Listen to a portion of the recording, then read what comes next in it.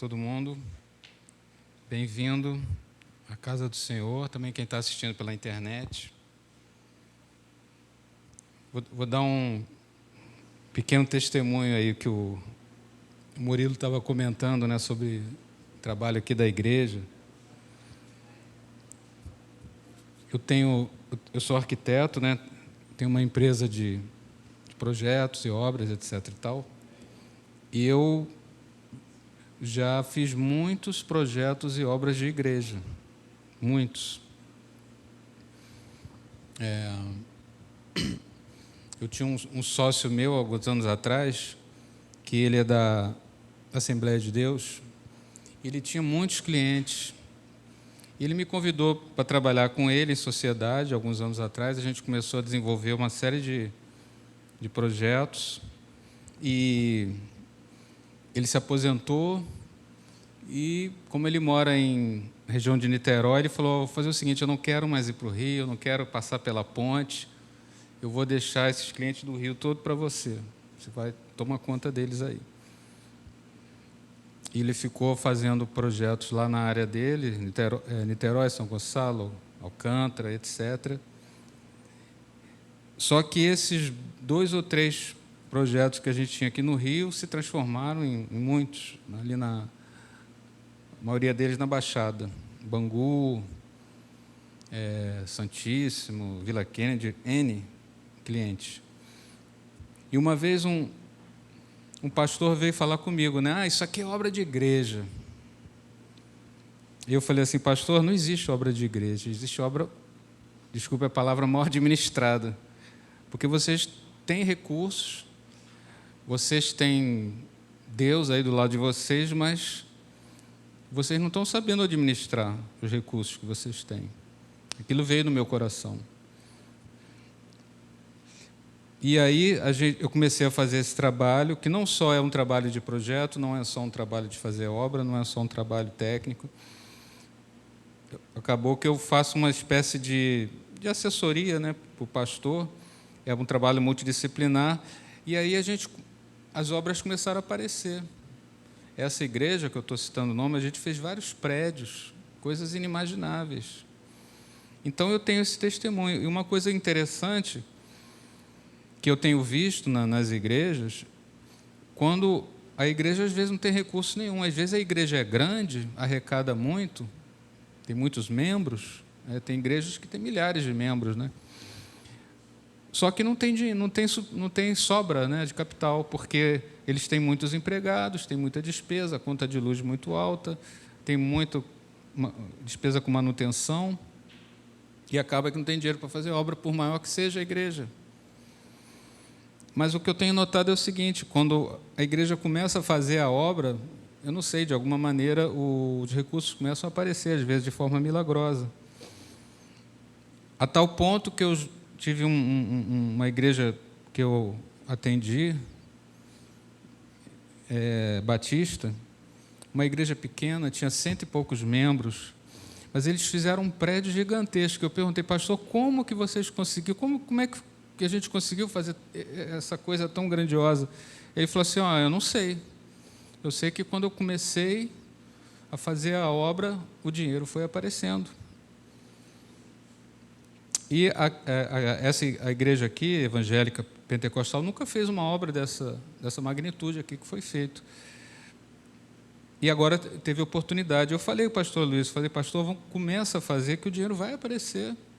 Se você parar a obra, o dinheiro vai parar de entrar. Isso pode confiar que é essa a experiência que eu tenho. Se você começar a fazer, o dinheiro vai aparecer. Então, essa obra aqui, quem veio aqui antes, né, a IAPC nunca fez uma obra assim dessa magnitude, né, com esse acabamento todo, com essa qualidade, mexeu na fachada toda. O prédio foi totalmente reformulado. Então, é uma coisa interessante, né? É como se fosse o cesto dos pães e dos peixinhos, né? Conforme ia tirando, ia saindo. Quando parou de tirar, parou de sair o pão e o peixinho. É a mesma coisa, gente. E é uma lição de vida, né? Na nossa vida é assim, quando você começa a botar a mão na massa, fazer os projetos, as coisas começam a acontecer. Foi uma coisa que eu aprendi e que até vai fazer parte da mensagem. Tem muita coisa que a gente tem que conquistar. Tem muita gente que fica esperando cair do céu. E não é assim. Você tem que conquistar. Entendeu? Uma vez, quando eu estava recém-casado, eu não tinha imóvel. Eu morava num apartamento que era do meu pai. E um pastor conhecido meu, foi até o pastor Luiz, ele falou assim, eu vou orar para você comprar um apartamento. Eu falei, tá bom, pode orar. Aí ele orou. Aí eu não sei o que aconteceu, eu comecei a observar o seguinte, poxa, se eu fizer uma determinada economia, parar de comprar coisas fúteis, parar e focar nisso, eu vou conseguir. Então, na verdade, não caiu do céu.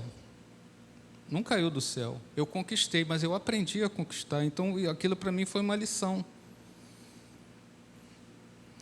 Então, qual é o tema do estudo de hoje? É como fazer o trabalho de família. Como é que você vai... É um tema muito polêmico, né? E muita gente tenta fazer e não consegue, dá com os burros na água, é muito comum isso. Então, a primeira pessoa que a gente tem que mudar é nós mesmos. Não adianta a gente querer mudar, eu vou mudar minha família, agora eu estou indo na igreja, eu quero que todo mundo mude, dando isso para o dia. Não vai acontecer.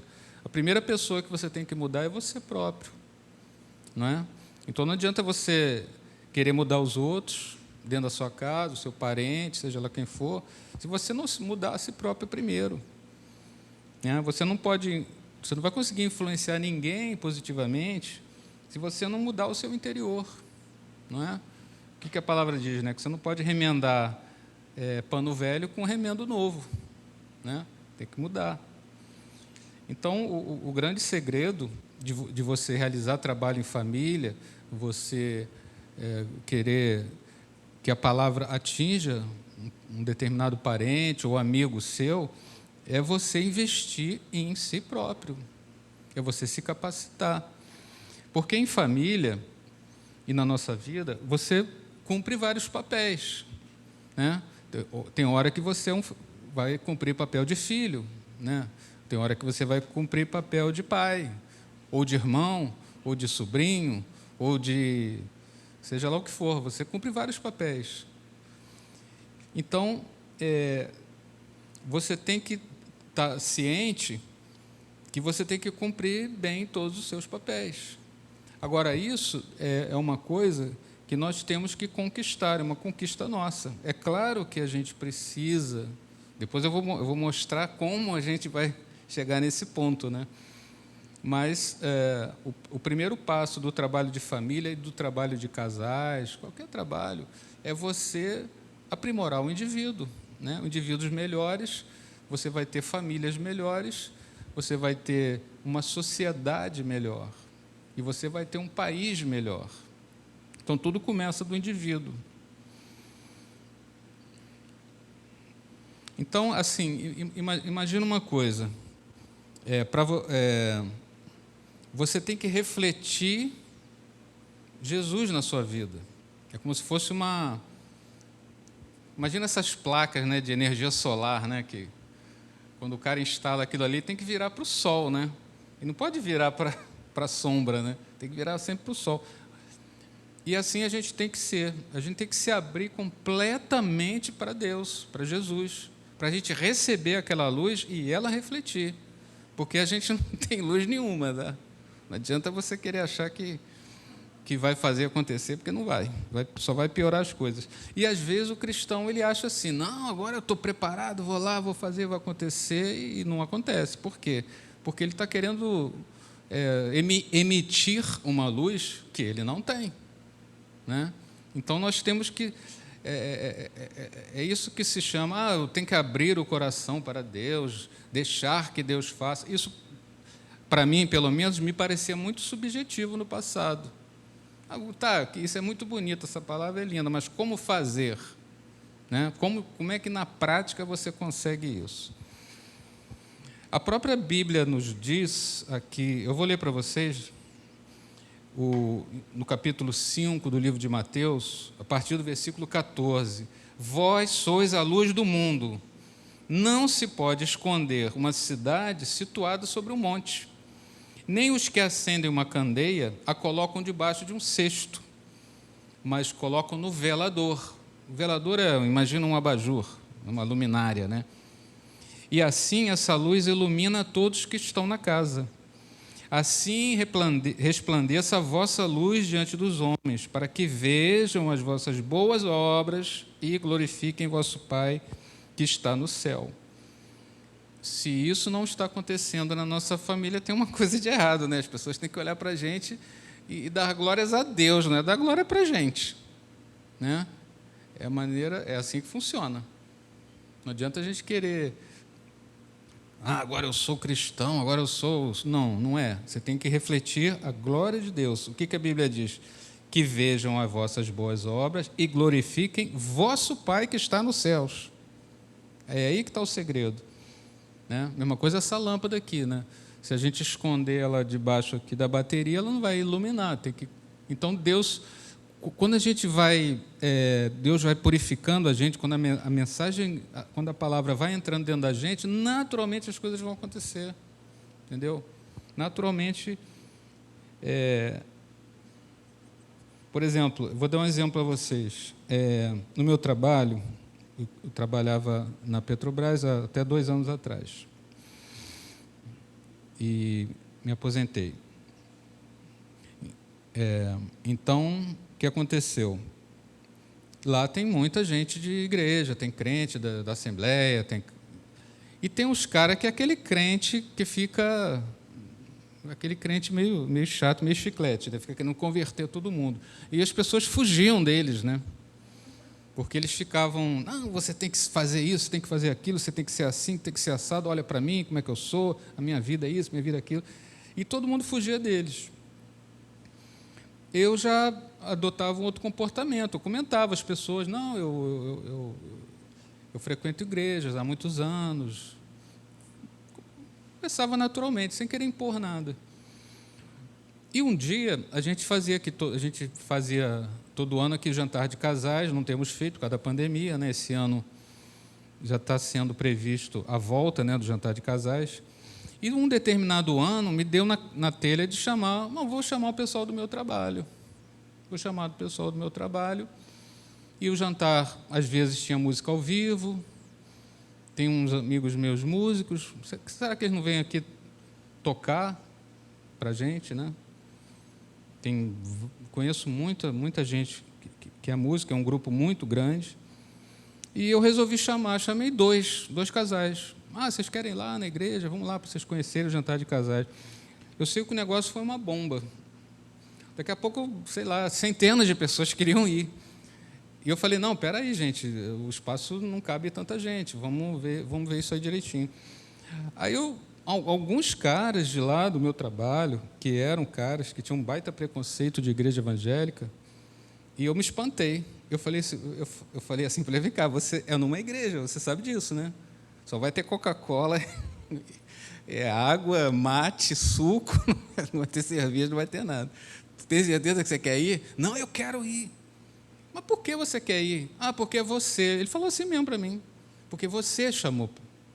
Eu falei, eu achei bonito isso, né? Pô, legal, gostei, uma honra, né? Ele falou, porque é você que está me chamando, né? Então, eu achei interessante. E eles vieram, e alguns deles já estão indo à igreja, né? E eu nunca fiquei forçando a barra. Eu tentava só dar um testemunho, deixar Cristo brilhar em mim, naturalmente, né? Isso é natural. Agora, isso demanda não foi de graça que eu alcancei isso, no meu caso. Nem ninguém vai conseguir isso de graça. Você tem que buscar, certo? Você tem que buscar.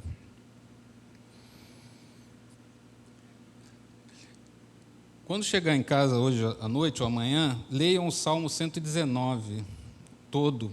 É um imenso salmo, tem que ler aos poucos, né? Mas ele tem um versículo 105, que ele fala isso, né? A tua palavra é lâmpada para os meus pés e luz para o meu caminho. Aí que está a luz. É essa luz que você tem que brilhar. É a luz da palavra. Ah, você tem que brilhar a luz de Cristo. Tá, muito bonito, mas como é que eu vou fazer isso? Na prática. Entendeu? Se você... Quem é a lâmpada? É a palavra. É a luz para o nosso caminho. Então, se você tem que adquirir esse hábito, você tem que colocar a oração e a leitura da palavra como sendo a tua principal coisa. Invista o máximo que você puder nisso, que você vai colher muitos frutos. Seu trabalho vai melhorar, você vai ter sua relação com seus parentes, ou esposa, ou filho, vai melhorar, só fazendo isso, né? Então, é esse investimento que nós temos que fazer, para a gente receber direto da fonte. A fonte é a palavra, né? Eu não tenho uma Bíblia, a Bíblia está ali, a minha Bíblia é no iPad. Mas ali é a fonte, é ali que você vai beber da fonte direto, sem intermediários. Você tem que administrar esse hábito. E com isso você vai atingindo uma certa independência. Tá, não vou precisar mais de ninguém, eu vou poder... Não, não é assim. Se você investir em você,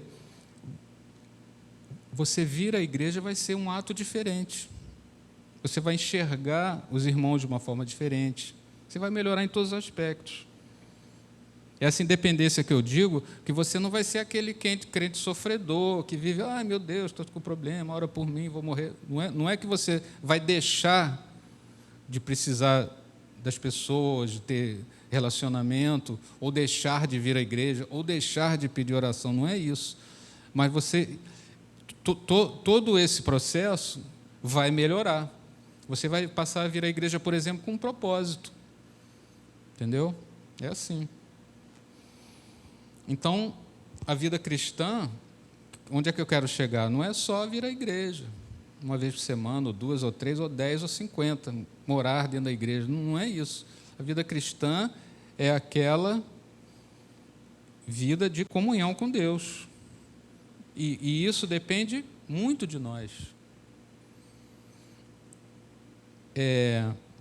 Alguns anos atrás, eu estava assim, me sentindo muito perdido, não estava encontrando razão, não estava motivação. E aí, uma noite, eu tive um sonho. Uma pessoa da igreja falava para mim assim, você está insatisfeito com a sua vida espiritual? Eu falei, não tô legal. Faz o seguinte, ore de joelho durante meia hora por dia. A pessoa do sonho falou para mim. Aí eu falei, realmente, esse hábito eu abandonei. Nunca mais li a Bíblia, estou só indo à igreja. Só estou fazendo isso. E não tá legal. Aí eu falei, bom, eu vou botar isso em prática. Caramba, no primeiro dia, foi uma bênção.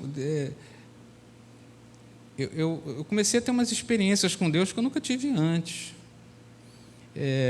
Às vezes eu escutava o pessoal falava, não, Deus falou comigo, eu tive uma visão. Eu não tinha nada disso, achava isso muito fora da minha... E na época eu lembro que Deus começou a falar comigo. E coisa de outras pessoas. Um fato importante, na época até... eu morava na Barra da Tijuca nessa época e a gente frequentava uma igreja lá na Barra da Tijuca e ela falou assim, o pastor da sua igreja vai falar na televisão. Aí eu cheguei para ele meio sem graça e falei assim, olha, pastor, eu contei para ele toda a história. Aí ele falou assim, mas como? A minha igreja só não tem nem 10 pessoas, a igreja dele era miudinha, né? Ele alugava um espaço assim. Não tem condição. Olha, não deu, 2 semanas, ele estava na televisão, ele recebeu um convite, um negócio assim. Ele veio falar comigo, poxa, realmente, aconteceu isso. E teve uma outra coisa também que eu falei para ele, eu tive, Deus mostrou isso para mim, o que vai acontecer com você. Aí ele já ficou assim meio... E aconteceu. né? E toda hora, hoje em dia ele é um cara muito conhecido, ele está na televisão, a igreja dele hoje em dia é imensa, né? Grande, é um cara hiper conhecido. Então, assim, uma coisa singela que eu fiz, que qualquer pessoa pode fazer, não tem acepção de pessoas, só que eu vejo que às vezes as pessoas não fazem. Ficam fazendo um trilhão de coisas e fica ali patinando, fica rateando, né? E às vezes a gente não faz o principal, que é mudar a nós mesmos, né? A gente fica querendo mudar o outro quer mudar o mundo. Ah, imagina, você vai conseguir mudar o mundo, né? O mundo está condenado, né? Não é isso que a Bíblia diz. Mas ele vai querer, né? Então a gente tem que investir em nós. Ainda há pouco estava participando aqui da célula da igreja e uma das pessoas estava falando isso. Ah, porque eu estou passando por esse problema, aquele problema, aquele problema. Aí me deu no coração, eu falei assim, olha, você não está investindo nada em você. Você está quase se matando pela sua família, mas você mesmo não está recebendo alimento zero. Você não está... Faça isso, acorda de manhã, coloque Deus em primeiro lugar. O que é colocar Deus em primeiro lugar? É você acordar de manhã, a primeira coisa que você faz, leia um capítulo da Bíblia, ou você faz uma leitura de um livro todo, cada dia você lê um capítulo, para você entender também o contexto, não adianta ler a Bíblia assim, toda picada, né? Você tem que ir seguindo uma lógica, né? Foi muito útil para mim ler a Bíblia toda, assim, desde o início. Uma vez eu falei, não, vou ler a Bíblia toda, do início ao fim. Caramba, aquilo me deu uma visão, assim, do que Deus quer realmente para nós, li ela toda mais de uma vez. Aquilo te dá uma tranquilidade, te dá uma visão, te dá um entendimento, te dá sabedoria, até para você aconselhar uma pessoa. É um exercício bem interessante. E às vezes você lê um versículo também, você vou ler um capítulo, hoje de manhã eu estava lendo um capítulo do livro de Marcos. Eu li ali, foi uma benção para mim. Você se sente bem, aquilo é que é a luz, bate em você, aquilo vai começar a brilhar durante o dia. Então, assim, o caminho oposto é o caminho daquela chamada falsa religiosidade. O que é isso? É achar que a vida cristã é uma série de atitudes ou mandamentos que você vai fazer e num passe de mágica, Deus, que você não sabe nem onde é que Deus mora, você sabe que Deus, se eu fizer isso, eu vou conseguir aquilo que eu quero. Não vai. Deus, Ele quer você. Deus, Ele quer falar com você. Mas Deus não fala comigo. Leia a palavra.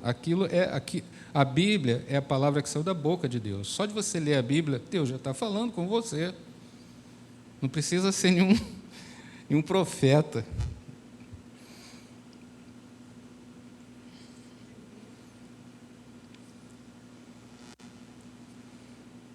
Então a gente às vezes, você lê um capítulo ou um versículo e cada vez que você lê aquilo, mais coisas vão se descortinando.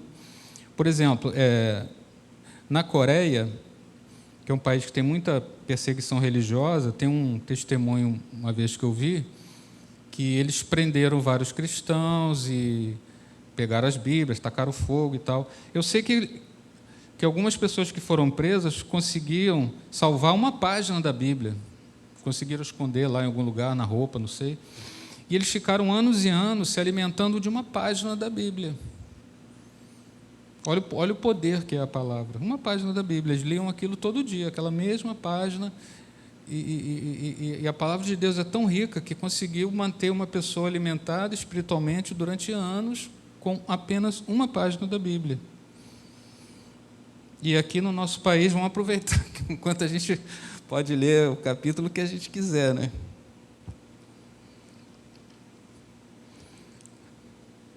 Então, assim, o que eu estou falando, ele tem muita base bíblica, né?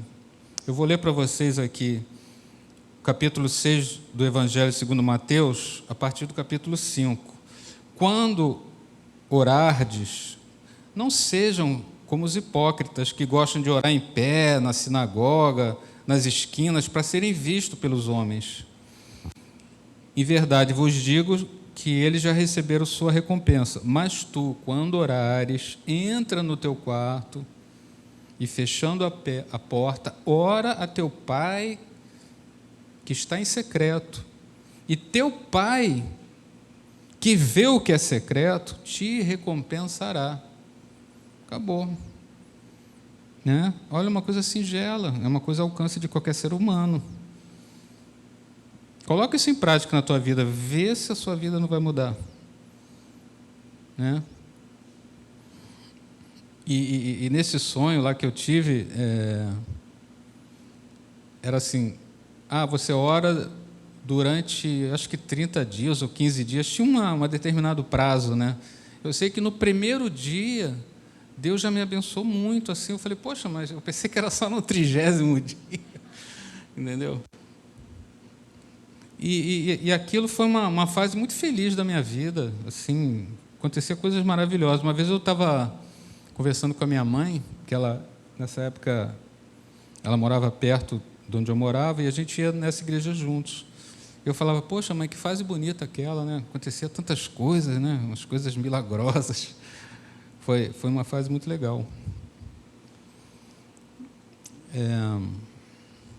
Então, assim, é desse humilde cantinho lá que a gente tem na nossa casa, que todo mundo tem, né? O seu cantinho, que a gente vai tirar as forças e o poder para a gente cumprir nosso papel na família. Né? E ali você vai aprender tanto que daqui a pouco você está ensinando e nem percebe. Daqui a pouco uma pessoa vai chegar para você, vai contar um negócio, eu não sei, você vai ter a resposta. Um negócio meio parecido com o Salomão, né?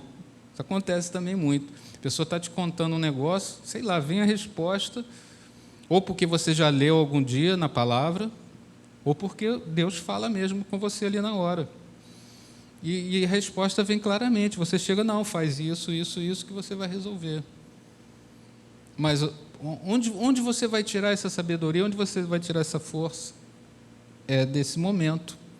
É lá no cantinho de oração. Tem até um filme, né? Quarto de oração, né? Quarto de guerra, né? O segredo dela era o quartinho dela. Tinha lá o quartinho dela.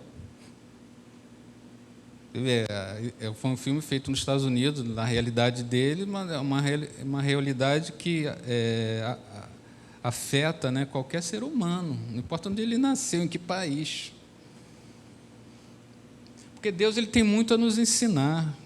E Deus quer nos ensinar, Deus gosta de nos ensinar, Deus tem prazer em ter essa comunhão, é uma coisa muito boa você aprender direto de Deus, né? Então a gente tem que ser assim aquele crente bereano. O que é o crente bereano, né? Que o pessoal tanto fala, né? Isso aí vem de uma passagem do livro de Atos, que capítulo 17, que fala assim que as pessoas que ouviam a palavra de Deus de Bereia, elas tinham mente mais aberta do que os de Tessalônica, pois eles se mostraram muito interessados em receber a palavra, né? A palavra, examinando diariamente as Escrituras para ver se as coisas eram de fato assim. Desse modo, muitos deles creram, bem como bom número de mulheres gregas de alta posição e vários homens. Então, olha que interessante. A gente não precisa ser tão crédulo. A gente pode ouvir as coisas e, não, vou ver se isso é verdade. Vai olhar na palavra. A gente tem que ter isso. Agora, isso depende de nós. Se você não for lá e buscar, abrir a Bíblia para ler, né, fazer esse... Não é nem um grande esforço, né? Você vai entender. Às vezes você escuta uma pregação, um estudo, você não entende nada. Vai à fonte, vai ver as referências que foram dadas, ali você vai dizer. E esse estudo da palavra, ele tira da gente... Às vezes eu vejo o cristão cheio de, entre aspas, minhoca na cabeça, né? Preocupado com um monte de coisa. Ai, meu Deus, estou preocupado porque um fulano falou isso, e Beltrano falou aquilo, eu escutei dizer. Sabe assim? Eu escutei dizer. Eu estou com medo e tal. E, na maioria dos casos, é uma falta total de conhecimento da palavra. Não tem um mínimo conhecimento. A Bíblia, às vezes, ela é muito óbvia. Não tem muito que... Esse texto, para mim, ele fala muita coisa. Ele está comparando Tessalônica com Bereia. Ele está dizendo que em Bereia, muito mais pessoas aceitaram a palavra. Por quê? Porque foram buscar. Os Tessalônicas não ouviram e não deram nem bola, não foram ver se aquilo era verdade, não tiveram nem essa preocupação. Entendeu? Então, a palavra alcançou muito menos gente. Agora, você vê como é interessante a palavra. Ambas as cidades estavam ouvindo a mesma pregação. Naquela cidade, que mais pessoas foram averiguar nas Escrituras se aquilo era ou não real, houve um número maior de conversões. Isso é bom, isso é ruim, aumentou a igreja. Não, não é isso. É mais pessoas sendo alcançadas pela palavra. O que vai acontecer? Você vai melhorar. A cidade de Tessalônica, com certeza, ou melhor, a cidade de Bereia, com certeza, foi, como cidade, como comunidade, como sociedade, foi melhorada. Né? Não tem como a palavra de Deus tornar uma pessoa pior. Você vai melhorar em todos os sentidos, até no sentido material. A Bíblia promete, né? Bênçãos, buscar primeiro o reino de Deus e todas as coisas serão acrescentadas. Né? Nessa época eu tinha um conhecido meu, nessa época lá da Barra, a gente fazia retiro de casais, que a gente está planejando trazer para cá. É um negócio bem interessante. E a gente era do louvor, ele, tinha um grupo bem pequeno, que a gente era do louvor, e a gente usava o equipamento de som da igreja, que era muito precário, né, que a gente levava lá para os locais de retiro. Aí um dia ele falou assim, olha, eu acho que eu vou comprar o equipamento e vou dar de oferta para o encontro, para a gente usar. Eu digo, tudo bem. Você pode ir lá comigo, que eu não sei escolher, não sei comprar. Eu digo, vamos lá. Aí fui lá com ele. Chegamos na loja, comecei a ver, especificar as coisas, e o vendedor foi dando preço para a gente. Ele começou a desanimar. Ele falou, cara, eu acho que não vai dar para mim, não. Isso é muito caro. Não, vamos embora. Aí me bateu no coração. Eu falei, o nome dele era Calbi. Calbi, compra isso, porque Deus vai te dar 10 vezes mais. Estou te dando uma palavra. Aí ele, tá bom, vou comprar. Aí comprou, fez lá um crediário, né, coitado. Ele era advogado, né, mas ele tinha um carrinho velho, tadinho. E tinha um cadete, tadinho. E ele tinha comprado um terreno, ele queria fazer uma casa bem pequenininha, ele até queria que eu fizesse o projeto para ele. Ele é um cara assim, com bem poucas ambições. Eu digo, tá bom, mas compra aí que Deus vai te dar 10 vezes mais. Foi a palavra que eu dei para ele. Eu sei que não deu um mês, ele já comprou um carrão, assim, tipo uma S10 na época, né, para conseguir carregar o troço. Olha, eu não sei o que aconteceu na vida desse camarada. Eu sei que, hoje em dia, ele mora em Miami, ele tem uma casa em Miami, ele tem uma big de uma casa na Barra com piscina, casa grandona, tipo uma mansão, né, vamos dizer assim. Ele tem uma cobertura em Cabo Frio, que eu encontrei uma vez com ele lá, e ele anda cheio de ouro, né? Ele parece um bicheiro, cara. Aí eu encontrei uma vez com ele lá em Cabo Frio. Oi, Calbi, tudo bem? Como é que vai? Aí conversa vai, ele contando as coisas, né? Ele é humilde, ele não é coisa... Eu falei, Calbi, você lembra que eu te dei essa palavra um dia lá na loja, lá dentro da loja? Esqueci o nome da loja, não é Disconildo, não, é outra. Eu falei, não, eu lembro. Mas você, acho que você não falou direito. Você falou 10 vezes. Poxa, eu já ganhei umas 1000 vezes mais do que eu tinha na época. Eu falei, Calbi. Mas 10 quer dizer muito, né? na terminologia bíblica.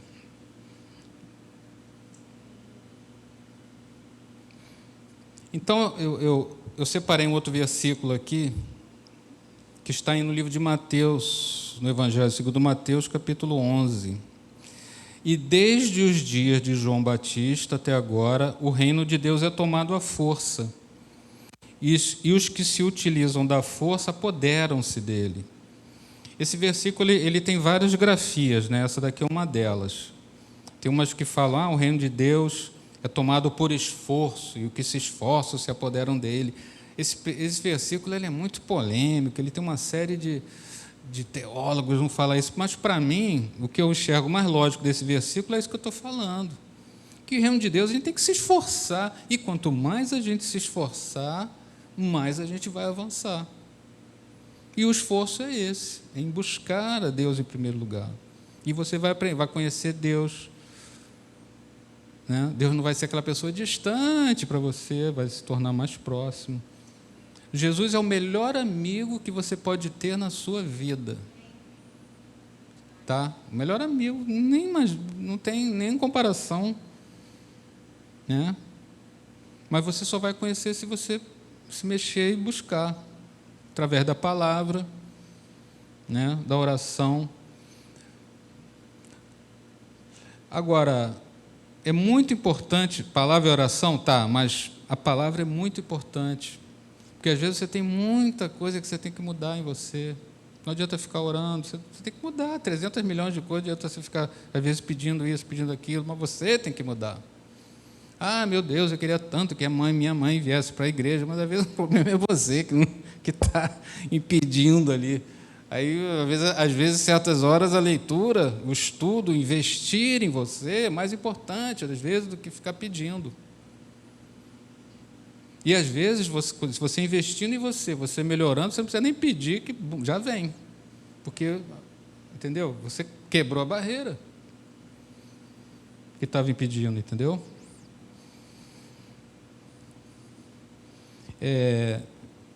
Evangelho segundo Mateus, capítulo 13. Jesus apresentou-lhes outra parábola, dizendo: o reino de Deus é comparável a um grão de mostarda, que um homem pegou e semeou num campo.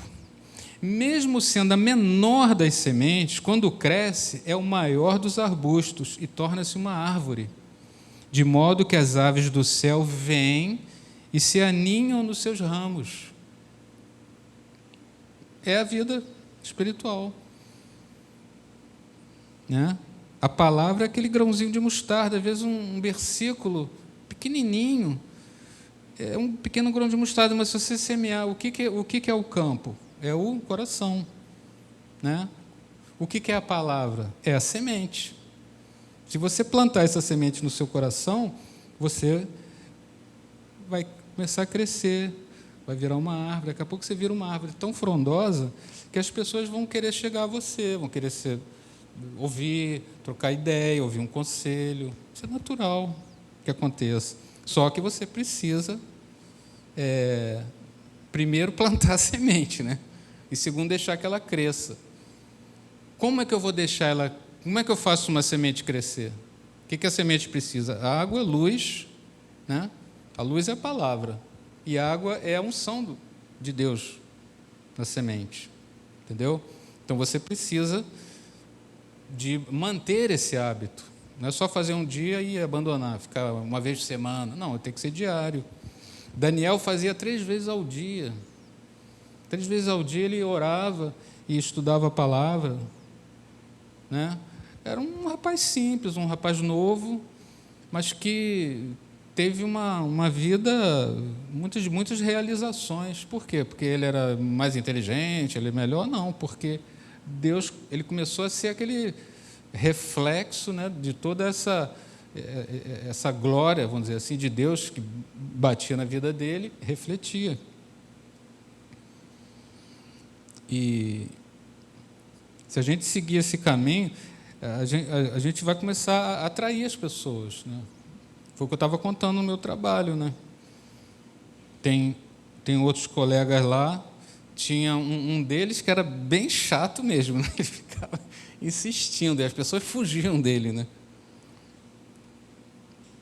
O meu irmão, meu irmão é pastor daqui da igreja, o pastor Gil. É um caso até interessante. Ele, quando era mais novo, ele fez o curso de... Ele serviu o exército na Marinha, naquele curso como se fosse o CPUR da Marinha, né? Fez a prova lá e serviu na Marinha. Aí ele falou que tinha um cara da Igreja Batista, mas o cara era muito chato, ficava perturbando ele fugia do cara. Então, quando ele voltou da viagem, ele contou, pô, a viagem foi boa e tal, mas, pô, tinha um cara lá que ficava me perseguindo. Ele quer porque quer que eu vá na igreja. E naquela época a gente não frequentava igreja nenhuma, né? Aí eu comecei a ir, anos depois, na Nova Vida, e eu simplesmente convidei ele, Gil, vamos lá na igreja. Só falei isso. Aí ele, então tá bom, vou lá e tudo mais. Aí ele teve um processo de conversão muito rápido. Acho que no primeiro dia que ele foi lá, ele já achou que ali era o caminho, a verdade e a vida. E por aí foi. Então, assim, a gente vê que a coisa é simples, né? Não precisa grandes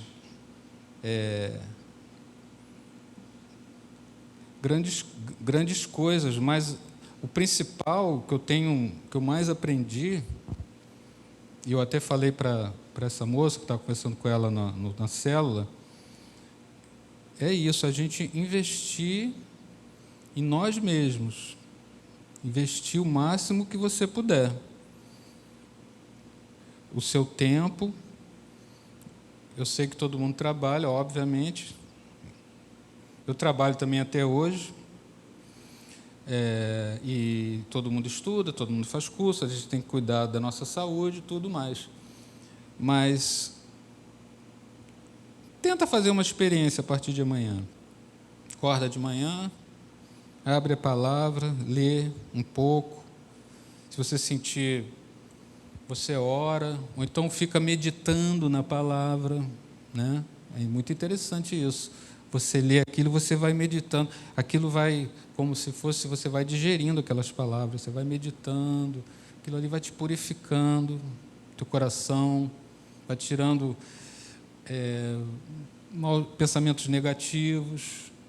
Seu dia vai mudar, você vai ficar com um dia, aí você vai começar a ver em você aquilo que você sempre desejou. Poxa, eu queria tanto ser igual fulano, poxa, aí você não consegue. Por quê? Porque você não está recebendo a luz, né, da fonte certa, que é a palavra.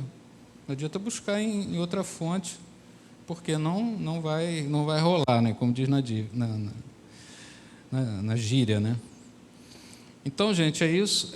Eu gostaria, então, de... Não sei se vai dar... não dá tempo. Eu vou fazer uma oração, então, para terminar, e vou chamar a pastora Cláudia aqui para falar alguma coisa, se ela quiser fazer uma oração final. Então, oremos então, né? Vamos abaixar nossas cabeças e vamos elevar a nossa mente para o Senhor. O Senhor está aqui presente no meio de nós. O Senhor quer... Vocês não estão aqui à toa, tá? Jesus trouxe cada um aqui, cada pessoa que está ouvindo pela internet. Isso é obra de Deus, é obra do Espírito Santo, é Ele que nos guia, é Ele que nos predestina. Então, Senhor, estamos aqui na Tua presença, abrindo nossos corações, recebendo, Senhor, a Tua graça, a Tua bênção, a Tua misericórdia, o Teu perdão, a Tua cura, Senhor, a Tua salvação. Recebemos os nossos corações gratos pela Tua obra, Senhor, por o Senhor ter morrido por nós, ter entregue a Tua vida, porque Tu és o Filho de Deus, Tu és o enviado do Senhor para trazer as bênçãos para nós, para o mundo, Senhor, para todos que ouvirem, crerem e aceitarem a Tua palavra, Senhor. Então, abençoa cada um de nós, em nome de Jesus, Senhor. Amém. Amém, aleluia. Glória a Deus. Glória a Deus. Vamos fazer uma oração pelas famílias, ainda mais uma, porque a gente vê como